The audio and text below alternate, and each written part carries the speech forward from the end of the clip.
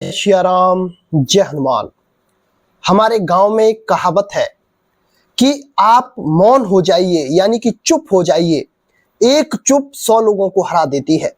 यानी कि कहीं पर अगर बहुत तेज झगड़ा चल रहा हो और उस जगह पर अगर आप भी क्रोध करके झगड़ा करने लग जाओगे तो वो झगड़ा इतना बढ़ जाएगा कि उस झगड़े से आपका परिवार, आपकी पीढ़ियां, आपका सब कुछ पतन हो सकता है।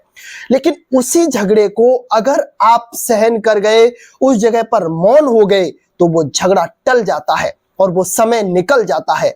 समय निकल जाता है तो फिर आप आगे बढ़कर अपने उस गलती को सुधार सकते हैं जिससे वो झगड़ा होने की गुंजाइश आपके अंदर पैदा हुई थी।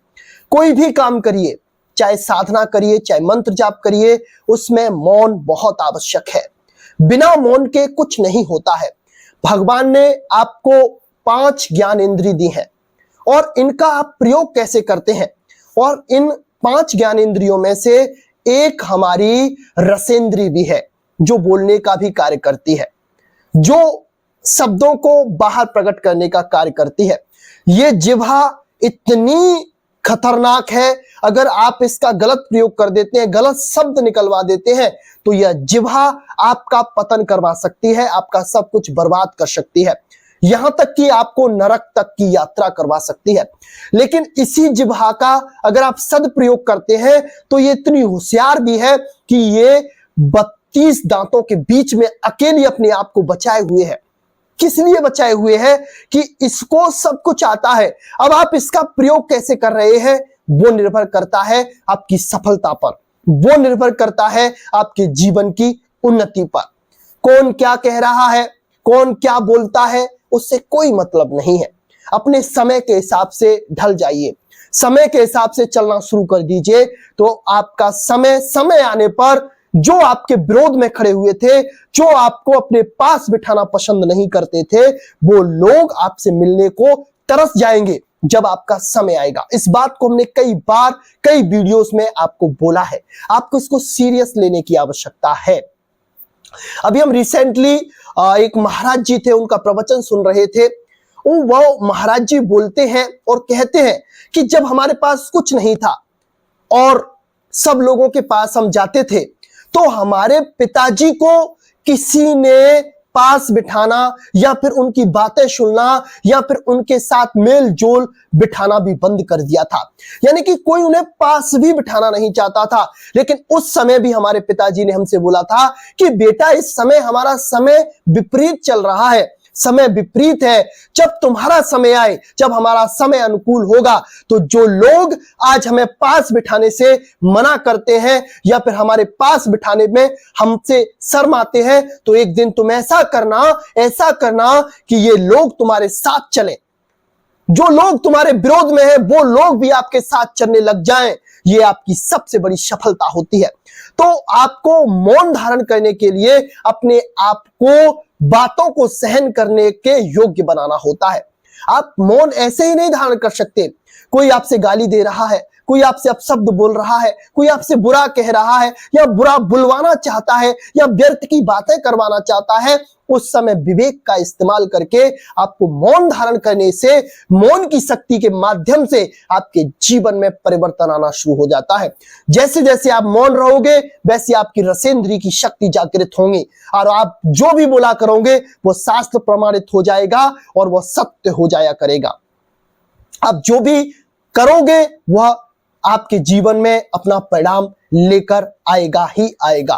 तो मौन रहने से एक तो आपके अंदर आत्मविश्वास की वृद्धि होती है, सहनशीलता की वृद्धि होती है और धैर्य आपके अंदर आता है और लोगों की समझ आपको होने लग जाती है। कौन आपका अपना है, कौन आपका पराया है, कौन आपका मित्र है, कौन आपका शत्रु है, इस सब का बोध आपको मौन रहने से हो जाता है। क्योंकि जब तक आप किसी सामने वाले व्यक्ति को बोलने नहीं दोगे तो उसके अंदर आपके प्रति क्या चल रहा है आप कैसे पता कर सकते हो? भाई बैर और मित्रता छिपाए हुए छिपती नहीं है, कहीं ना कहीं से हाव भाव से प्रकट ही हो जाती है। अगर कोई आपसे शत्रुता करता है तो वो जो आपसे मीठी मीठी बातें बोल रहा होगा तो उसकी आंखें, उसके लफ्ज उसका साथ नहीं देंगे। कहीं ना कहीं से आप उसे पहचान लोगे, या फिर कोई ना कोई वो ऐसा शब्द बोल देगा, उस शब्द के माध्यम से आप उसकी हरकत को जान लोगे।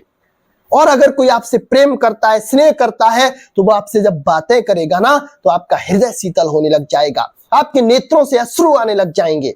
आप उसकी बातों को सहनशीलता से और बड़े प्यार से सुनेंगे।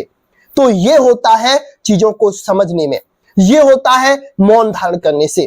तो क्यों व्यर्थ की बकवास करनी, क्यों लोगों से फालतू बातें करनी? कोई कह रहा है कहने दो, उसका काम है कहने का, हमारा काम है करने का। भाई वो कहने से नहीं चूक रहा है, नियम से वो कहता है, हर काम को नियम से वो करता है, तो हम क्यों चीखे भाई? हम क्यों अपने जो हमारा स्वभाव है उससे विपरीत जाए, उससे प्रतिकूल जाए? क्यों जाए? हमें प्रतिकूल जाने की आवश्यकता नहीं है, हमें अनुकूल जाने की आवश्यकता है। हमें अपने आप को बदलने की आवश्यकता है और मौन धारण करने की आवश्यकता है। जैसे जैसे आप मौन हो जाओगे वैसे वैसे आप अपने कार्यों पर मंथन के साथ कर्म करते जाओगे, मेहनत करते जाओगे, तो एक दिन आपका मौन आपकी मुखरता को प्रदर्शित कर देगा। आपका मौन आपकी मुखरता को सबके सामने लाकर रख देगा। बिना बोले आप सब कुछ कह जाएंगे, क्योंकि आपके शब्द, आपके वाक्य शास्त्र सम्मत होंगे और मौन की शक्ति उनमें जुड़ी हुई होगी। तो आप सभी लोग मौन धारण करिए और जो भी हमें फॉलो करते हैं मौन रहकर अपनी मेहनत करिए, कुछ हासिल करिए। समय उनको जवाब देगा। हम जवाब देने वाले कौन होते हैं? वो भगवान ऊपर बैठे हुए हैं, वो सब कुछ जानते हैं। उनका जब न्याय चलता है तो वहां पर कोई रहम की गुंजाइश नहीं होती मेरे भाई। उस जगह पर सिर्फ इंसानियत की बात होती है, वहां पर सिर्फ धर्म की बात होती है, वहां पर सिर्फ कर्म की बात होती है। तो आप लोग सभी लोग अच्छे से चलें, साधना करें। राम जी आप सभी पे कृपा करेंगे। आज के लिए बस इतना ही। जय श्री राम, जय जय हनुमान।